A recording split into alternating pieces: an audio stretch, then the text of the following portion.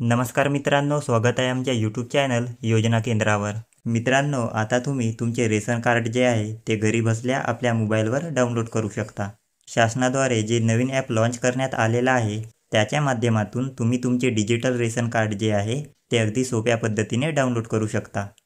तर हे कसे करावे तेच आपण आजच्या या व्हिडिओवर पाहणार आहोत। जर तुम्ही नवीन असाल तर आमच्या चॅनलला सबस्क्राइब करून ठेवा, अशाच प्रकारचे नवनवीन व्हिडिओज व अपडेट्स तुम्हाला भेटत राहतील।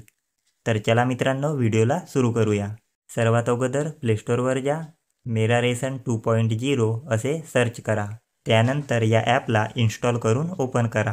माझ्याकडे ऑलरेडी हे ॲप इन्स्टॉल आहे, त्यामुळे मी सरळ ओपन करतो। ॲप उघडल्यावर येथे जे काही तुमची भाषा असेल ते निवडून घ्या। मी येथे इंग्लिश सिलेक्ट करतो। नंतर नेक्स्ट बटनावर क्लिक करा।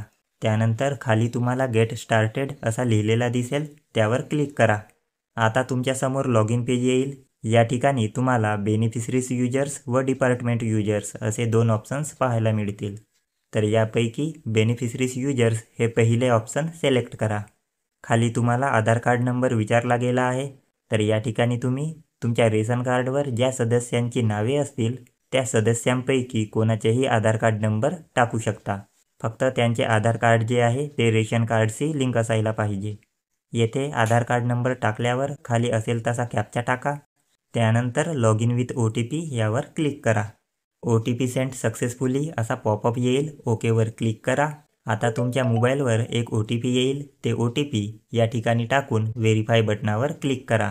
OTP व्हेरीफाय सक्सेसफुली असा पॉपअप येईल, ओकेवर क्लिक करा। आता येथे तुम्हाला एक MPIN तयार करायचे आहे। तुम्हाला तयार करायचे नसेल तर याला तुम्ही स्किपसुद्धा करू शकता। MPIN तयार करण्यासाठी क्रिएट नाऊ यावर क्लिक करा। या ठिकाणी तुमच्या लक्षात राहील असे 4 अंकांच्या पिन टाकून घ्या। शो MPIN यावर क्लिक करून तुम्ही तुमचे टाकलेले MPIN जे आहे ते पाहू शकता। नंतर नेक्स्ट बटनावर क्लिक करा। री एंटर MPIN या ठिकाणी तोच पिन पुन्हा एकदा टाका। त्यानंतर क्रिएट MPIN यावर क्लिक करा। तुमचे MPIN तयार झालेले आहे, ओकेवर क्लिक करा।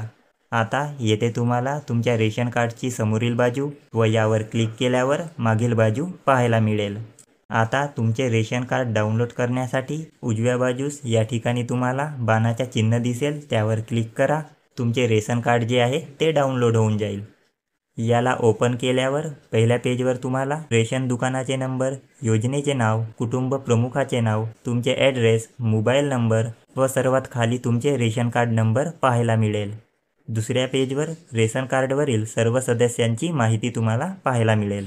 तर मित्रांनो, अशा प्रकारे तुम्ही तुमचे रेशन कार्ड जे आहे ते डाउनलोड करू शकता। जर व्हिडिओ तुम्हाला आवडला असेल तर हा व्हिडिओ आपल्या मित्रांना नक्की शेअर करा। धन्यवाद।